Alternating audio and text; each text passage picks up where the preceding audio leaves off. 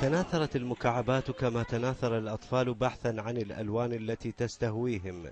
إنهم أطفال روضة الأقمار في حي الميكانيك في الدورة أولى الرياض، التي فتحت في حي كان يعد قبل أشهر من أخطر المناطق جنوب العاصمة.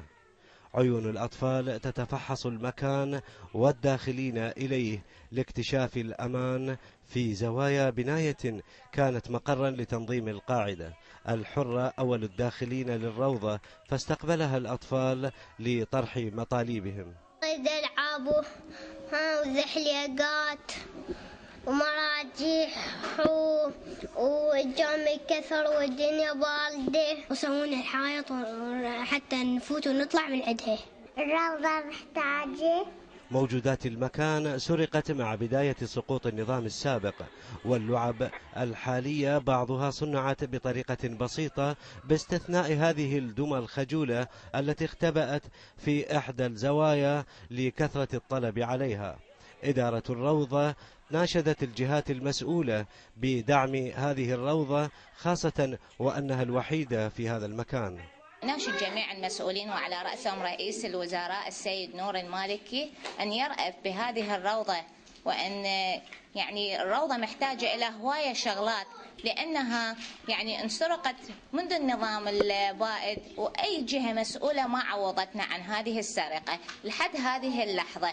وعلما أنها الروضة الوحيدة اللي موجودة بالدورة، وخاصة في منطقة الميكانيك. وأناشد أن يرأفوا بهاي الأطفال، انظروا إلى هذه الأطفال، لا كل شيء ما موجود عندهم، لا كراسي لا مناضد لا ألعاب، محتاج تفتقر الروضة إلى هواية شغلات. الأهالي شكروا الأجهزة الأمنية التي أمنت المنطقة ودعوا العوائل لجلب أبنائهم. أمن مستتب تقريبا 90% دا نقول، هيك شو دليل إنه أطفالنا قمنا نجيبهم هسه لحد الآن للروضة، ناخذهم ونجيبهم الحمد لله والشكر، وأولادنا بالمدارس وبفضل الله وبجهودكم طبعا. بس أنا أقول لك النواقص بالروضة هواية، تعاني من أشياء كثيرة، تفتقر هواي أمور. أنا أشجع كل الأمهات إنه يسجلون بروضة الأقمار.